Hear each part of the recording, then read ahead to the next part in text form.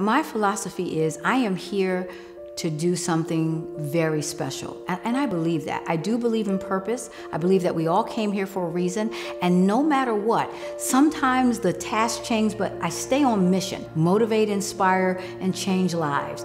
And as long as I stay on mission, even though the task might change, even though some distractions might come, I can get there.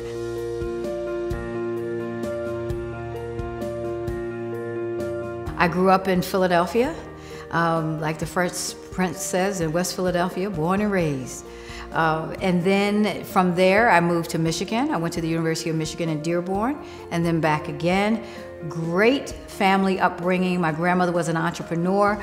And at 4 years old, when other children were going to daycare, I went to work with her. And my job was to remember the names of the customers, where they lived, and how much money they owed us. So I've been counting money for a long time. She gave me the tools to be an entrepreneur, and the biggest thing that she gave me was the belief in myself. And then my mother took over. And then my mother gave me the belief that I could do anything, I could achieve anything, and I could do anything. And I believed them. I started out doing so many entrepreneurial things, again at age 4 with my grandmother, then at age 15 I had a hair salon and a vacant apartment that my mother owned. Then I went away to college, so entrepreneurship followed me. And when I graduated and I went into business, at 25 years old, I was sitting at my desk and every day going to sleep. I mean, one day my head hit the desk and I realized, my gosh, if I can't take this at 25 years old, there's no way I could do this until I retire. So I started my own business. And I know so many people probably like me are saying to themselves, there has got to be more to life than this.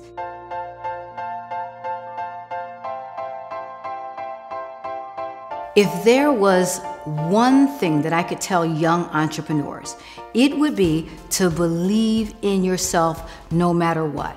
All problems have an expiration date. Don't just believe because it's not going your way right now that it won't go your way in the future. It will.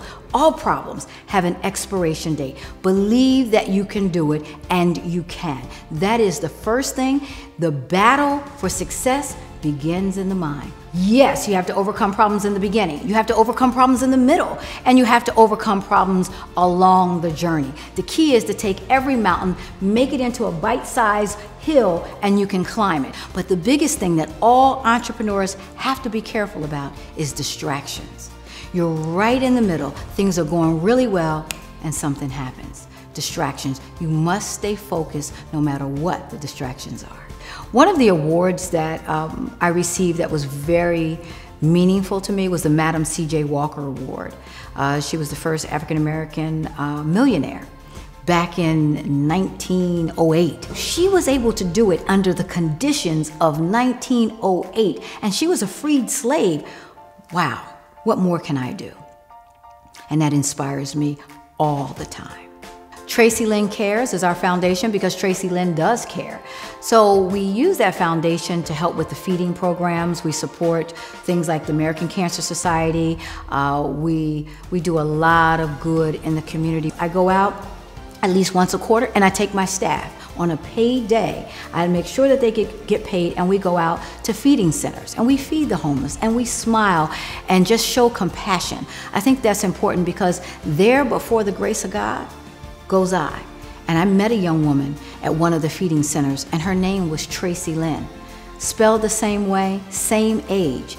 There before the grace of God go I. And I never forgot her, because that can be anyone's story. So it's important that we take time to show some love to somebody else. I'm giving the donation. I was so grateful to get the donation, $10,000, that's huge. And I'm giving it to one of my favorite charities, which is the American Cancer Society.